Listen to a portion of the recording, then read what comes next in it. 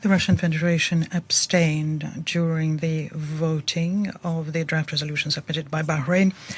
We did this because it's extremely unbalanced and does not meet the purpose of maintaining international peace and security. Let me state from the outset, we do understand and regret the situation in which Middle Eastern countries find themselves in today. More than that, Russia thinks it's unacceptable to strike the territory and in particular the civilian infrastructure of the Arab states in the Persian Gulf. The leadership of my country and personally President Putin from the very first days joined with the efforts to de-escalate, to stop the bloodshed in Iran and around it.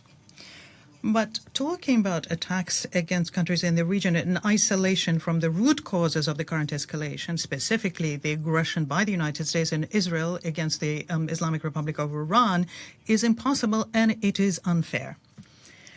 To our deep regret, the resolution that just passed is expressed exactly in this kind of biased and one-sided tone. It muddles up the cause and effect.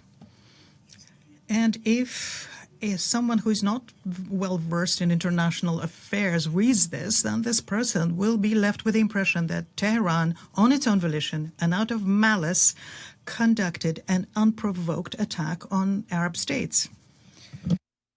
The attacks against the territory of Iran itself, not to mention those who are behind them and carrying them out, are not only not condemned in the document, they're just simply left out. And the Security Council has just signed off to that.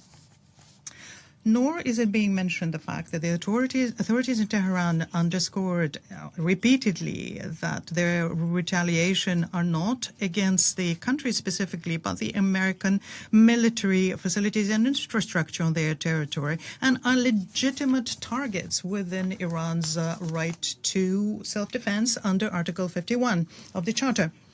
We must also point out that Washington, through their aggressive action, essentially just exposed the Gulf states. The Americans ignored their repeated requests not to use the territory of the Arab states to conduct military operations against Iran. According to the information from open sources, the United States actively are using for the purposes, though, areas of the permanent deployment of their armed forces, first and foremost in the Persian Gulf monarchies. And this is being done not for defensive or intelligence gathering purposes, but for offensive purposes. The official site of the American CENTCOM on the 28th of February already, with a reference to its head, Brett Cooper, it was stated that high-precision weaponry against Iran was launched not just from sea and air, but also from land. It is clear that this could only mean the territory of those states which are neighboring Iran. It is not a secret for anyone that the American base in Bahrain is the headquarters and the nerve center of the Fifth Fleet of the United States, which is the main strike force against Iran.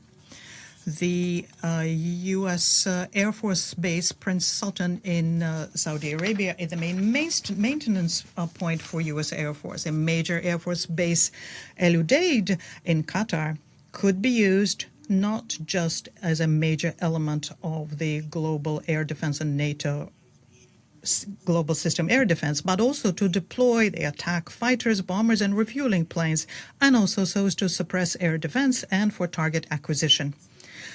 For these purposes, and also to collect intelligence information, the Al Dhafra base in UAE is very suitable. An important role in carrying out the military operation against Iran is being played by the American bases in Kuwait, Jordan, and Iraq. All of this is being mentioned by Iran in explaining, justifying their strikes against American military facilities in the Arab countries. The absolute imperative need to protect civilians and infrastructure under the conditions of the current conflict in this resolution is also presented in a very one-sided way. Strikes against civilians and civilian infrastructure are not acceptable under any circumstances in any country, not in Iran, not in Bahrain, not in Jordan, not in Qatar, not in Kuwait, not in Oman, not in Saudi Arabia, not in the United Arab Emirates, not in Israel. But the GCC draft could lead one to conclude that no one hit the peaceful citizens of Iran. It's as though the horrible strike against the girls' school in Menab did not happen. The result of that was almost 200 children killed. There was no cynical murder of the supreme leader of Iran, Ayatollah Ali Khamenei, as though there had been no strikes against the peaceful nuclear and oil infrastructure, which could lead to catastrophic consequences, not just economic ones, and for the citizens, not just Iran and neighboring countries, but also for states beyond the Middle East. The sponsors of the draft just suggested that we close our eyes to this unlawful action and unprovoked aggression against Iran by United States and Israel. Since the very beginning, working on the text, the Russian Federation, together with our Chinese colleagues, have consistently been conveying these concerns to Arab states. We've voiced them in the course of informal consultations. And we also provided the co-sponsors and all other members of the Council our written comments and suggestions. Specifically, we propose the following. First of all, that we call upon all the parties to the current conflict to stop the strike. Second, that we condemn the strikes not only against the countries of the Gulf, but also against the territory of Iran.